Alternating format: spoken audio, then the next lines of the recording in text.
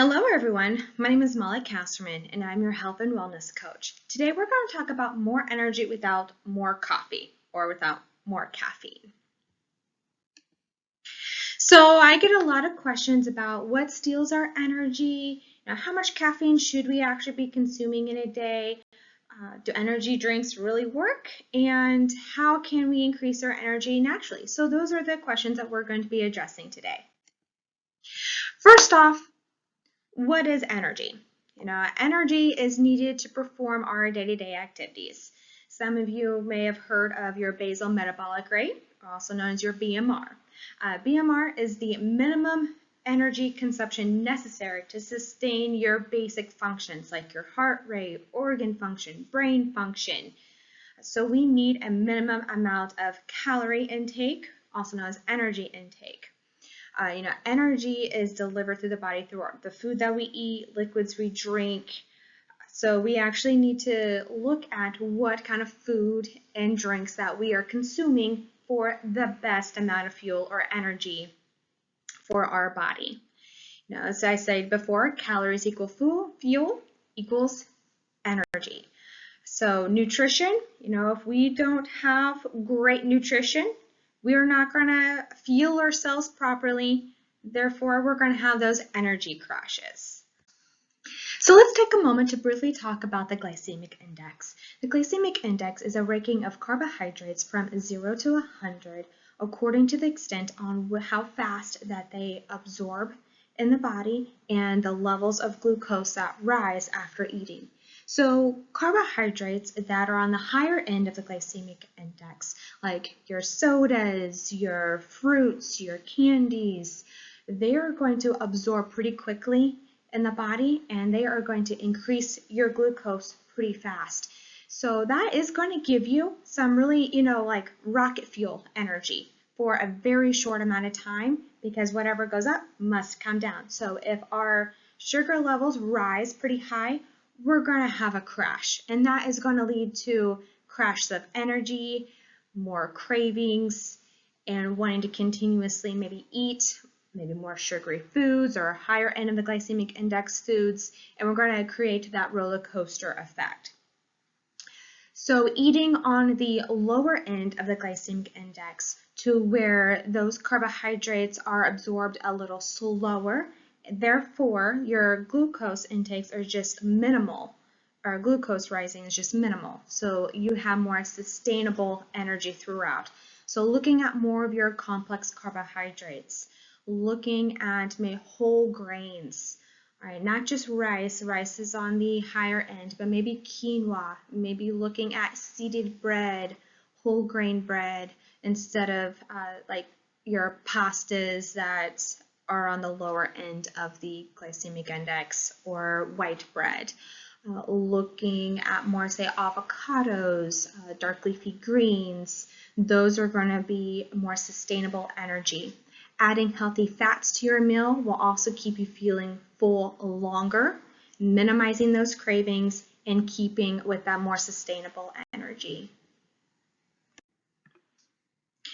What does caffeine do to the body? Caffeine acts as a central nervous system stimulant. So as we drink it, we're going to notice the effects of alertness, maybe more focus, maybe more energy, which is why we go for the caffeine, right? However, how much caffeine should we actually have in a day? For healthy adults with no medical issues, the FDA generally agrees that about 300 to 400 milligrams of caffeine can be consumed a day and be, deemed healthy or okay for you. However, we got to look about how much caffeine are we truly consuming when it comes to maybe our certain kind of energy drinks. I know Monster drinks, they range from 160 milligrams to 300 milligrams per serving. So in one serving, we could be getting our daily intake of caffeine. When we are looking at your, 8 ounces of coffee, that can contain 80 to 100 milligrams of caffeine. So how many cups of coffee are we drinking a day, or what do you consider your cup of coffee to be? If you're looking at 16 ounces as one serving for you, you could be actually getting 200 milligrams of caffeine.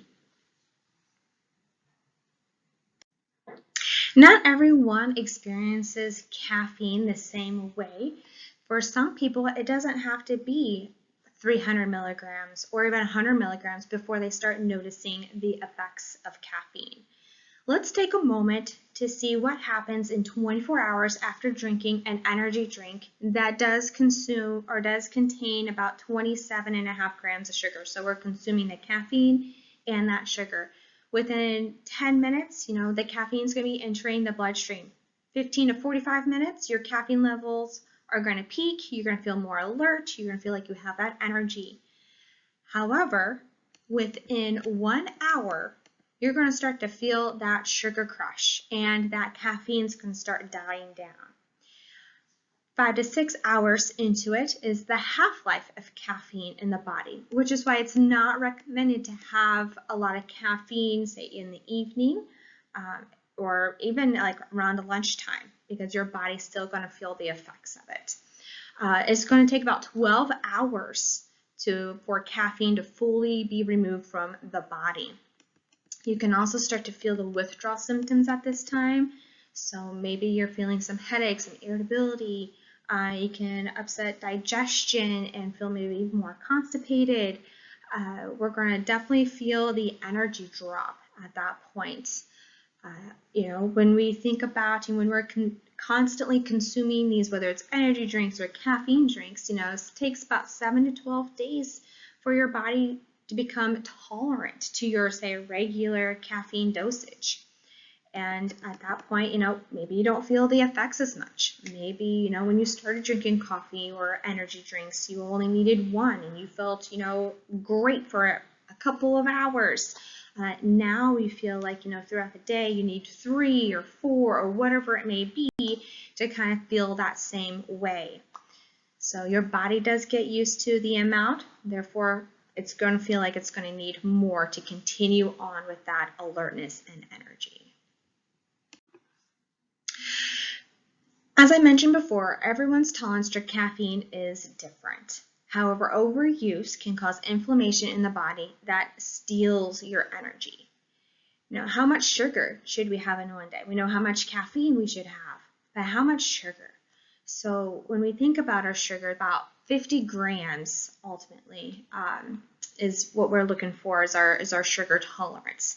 After that, the body's going to deem it as toxic and we're going to have more and more inflammation symptoms.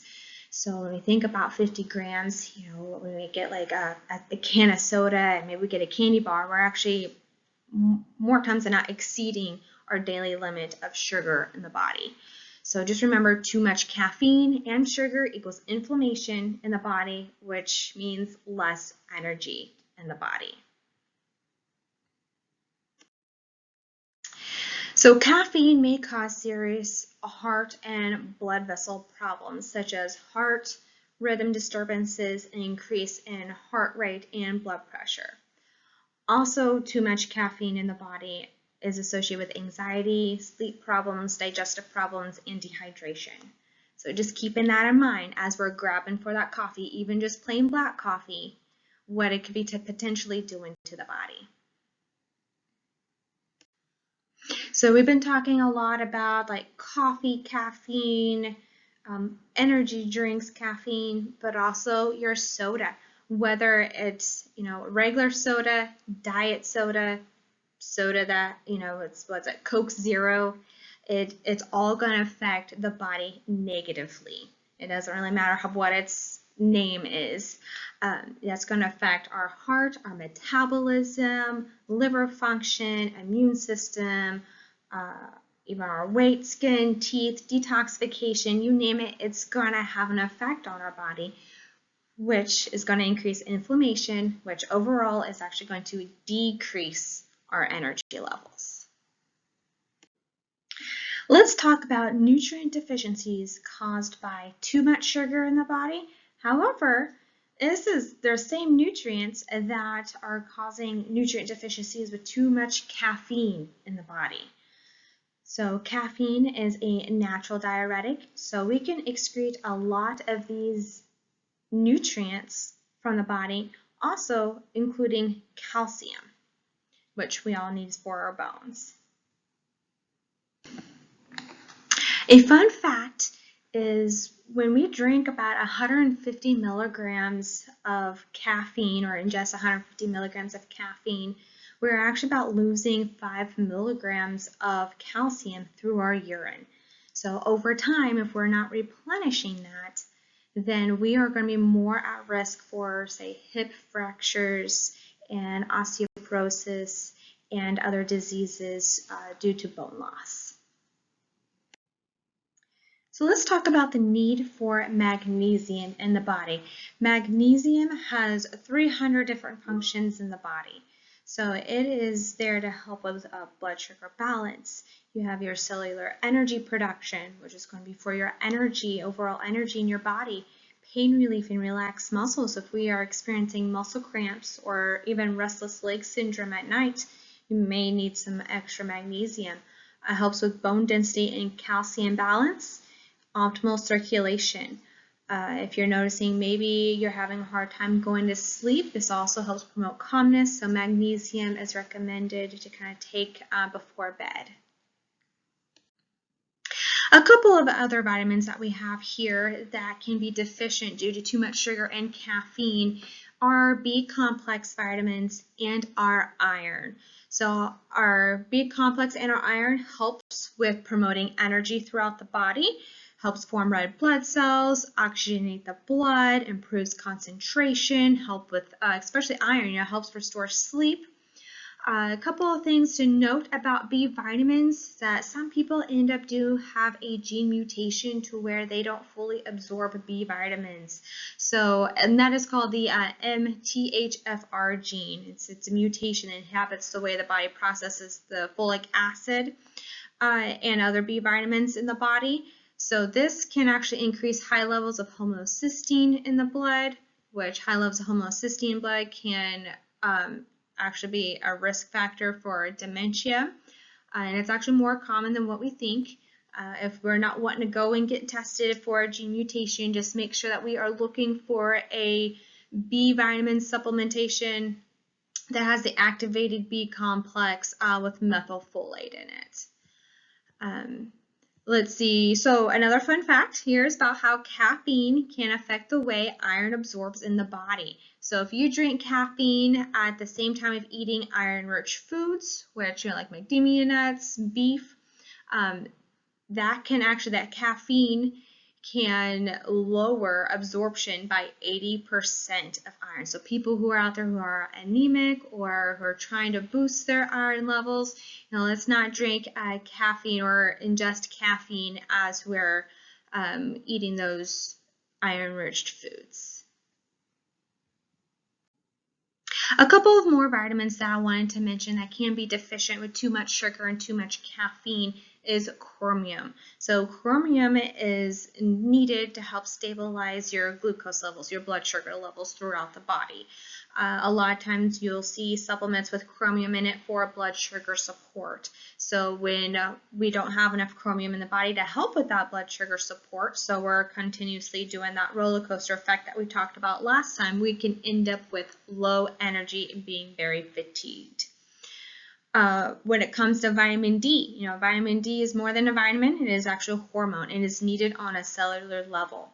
So if we're feeling exhausted, we have a poor immune system, maybe we're always getting sick, we need to really making sure that we are looking at our vitamin D, because sometimes we don't always synthesize it from the sun. Sometimes we do need to have that supplementation even during the summer if we're not able to the body to synthesize it and make and utilize the vitamin D.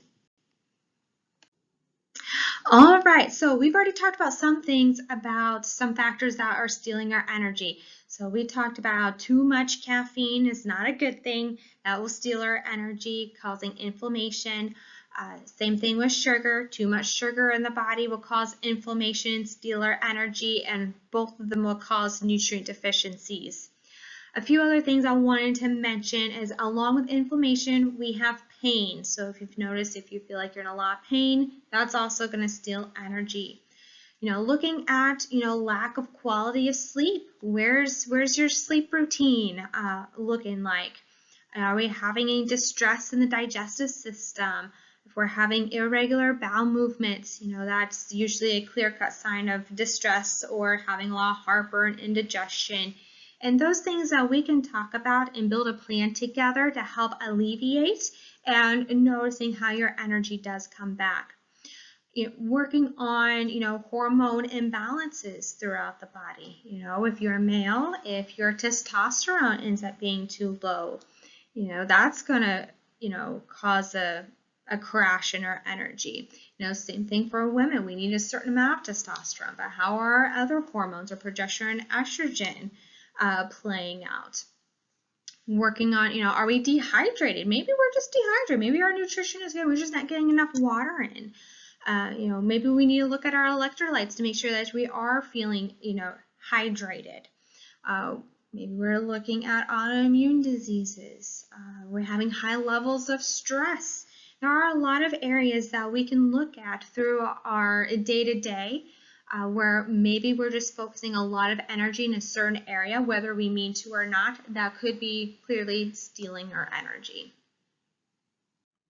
Okay, so we talked a lot about different factors that could be stealing our energy. So let's take a moment to discuss easy ways to boost our energy, especially when we're out there on the road. So eating healthy every day, what does that look like? What does that mean? Trying to get more nutrient-dense foods wherever that you can get them in. So if that means maybe you're at a fast food drive-through and they have options for grilled chicken sandwich, let's try for the grilled chicken sandwich. Even one step further, maybe we do the grilled chicken sandwich but without the bread, because that bread has no nutrient value and could be causing inflammation, which could be stealing your energy. Also, what kind of fruits and vegetables can you take with you on the road? Those little clementine oranges usually stay good without needing refrigeration. What about some mixed nuts to go with that? How can you pair for that good, healthy, balanced, sustainable energy type of snack or meal? Looking at your water intake. We are needing about 64 ounces or up to half your body weight in ounces in water. Are we doing a lot of maybe diet sodas, caffeine type of drinks? Those are all going to dehydrate us, and we need a 1-for-1 ratio. So if we're having 1 8-ounce cup of coffee, we need to have 1 8-ounce water bottle to make that kind of even out. So we still need then more water on top of that. So trying to go for plain water as you can go to make sure that you're fulfilling your body's needs for hydration. Let's look at our gut. So we talked about gut health and how that can cause, if our gut health is insufficient, that could cause insufficient energy. So healthy gut and digestion equals more energy. Looking at, are we taking a lot of antibiotics? Are we taking a lot of ibuprofen, Tylenol? That can all hinder our gut health. Antibiotics are great for wiping out that bad bacteria, but it also wipes out that good bacteria. So how are we repopulating our gut microbiome or our gut bacteria? Looking at probiotics. Being in the health and wellness program here at National, we offer probiotics that we can get sent out to you. Looking at probiotic foods. So yogurts have good probiotics in it, quality yogurts. Looking at fermented foods like kombucha, you've got sauerkraut, looking at pickles, vinegary foods, apple cider vinegar with the mother, that's that cloudy apple cider vinegar. That all is going to help with digestion, absorption, and building a really good, healthy gut. Making sure we're getting a good night's sleep. So there's some things to look at on making sure that we can kind of, fix our guts, help our gut stay healthy, therefore promoting more energy. Another thing we can do to help promote energy is intermittent fasting. So having some time between your last meal, say at dinner time, and having that space starting with 12 hours and working your way up to 16 hours in between. That's going to help aid in digestion. That's going to help in detoxification, lowering inflammation in the body, but also we're going to be utilizing our fat storage, and the body's going to use that for fuel. And when that happens, the body's going to start producing ketones, and ketones are 14 times more energy efficient than glucose, than sugar is. So you'll notice a lot of athletes, they like to utilize the ketogenic diet because they produce a lot of ketones, and it's going to help with their performance. We're getting close to the end here, so we talked a lot about ways to help naturally boost our energy, from the food that we eat, what we drink, working on our gut health, and maybe trying some intermittent fasting. But we can't leave here without talking about movement of the body, without saying some walking. And it doesn't mean that we have to walk for 30 minutes, 60 minutes, 2 hours. Walking just for 10 minutes. There has been a lot of studies showing the benefits of walking for 10 minutes. It's going to help increase our endorphins. So it's going to give us that boost, that energy boost. Also, it's going to help with stress response, help strengthen our immune system, help with blood sugar regulation, and with our blood pressure. So going for a walk, especially after we eat, is going to help with our digestion. So real quick, I want to talk about what steals our emotional and mental energy. Our emotions affect our physical state.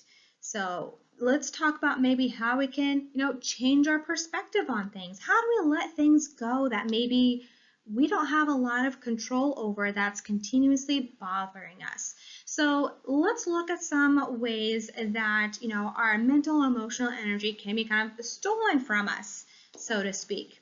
So looking through this list here, it would be, like gossiping, comparing ourselves to others, talking about negative things, holding on to negative beliefs that maybe don't even serve you anymore, complaining. Maybe we're kind of, mindlessly scrolling through social media.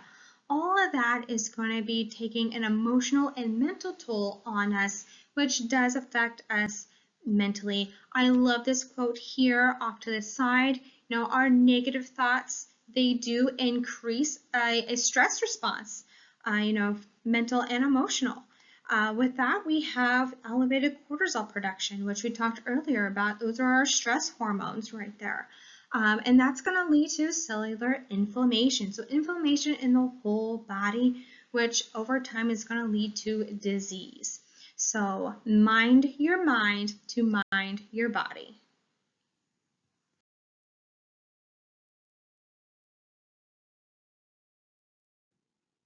So I thought this was a neat little snippet here about how happiness can give you energy. So working with, how to hack our happiness chemicals in the body, how to hack into that dopamine, endorphin, serotonin, oxytocin. So a dopamine, as we know, is a neurotransmitter that's released when we experience certain kind of pleasures, whether that's going for a walk, being in nature, being with loved ones. That's going to increase our energy. And that's what turns on the brain's learning centers too. And we're going to feel more motivated and more content with life. So take a moment here and kind of look at, how are we going to tap into our dopamine? That's our reward chemical. We're going to say eating food, but making sure we're eating good food. I know sugar really taps into that dopamine receptors, but so do healthy fats. Looking at achieving goals. When we talk one-on-one with whether it's personal training or coaching, making sure that we are making goals that are timely, but also that are realistic. So looking at those, completed tasks and making sure that you're giving yourself, whether it's a pat on the back or a high five.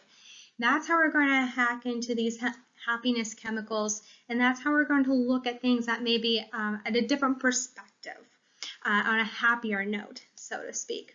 So I hope you enjoyed this presentation, and I want to hear from you. What energy boosters do you choose? What have you known that you've done in the past that's worked for you that you would like to share? Or maybe there's some new things come out. Maybe you want to try intermittent fasting, or maybe we want to take a closer look at our nutrition. what are like maybe 1 to 2 things that you would like to start implementing in your day-to-day routine? You take care, and thank you for joining.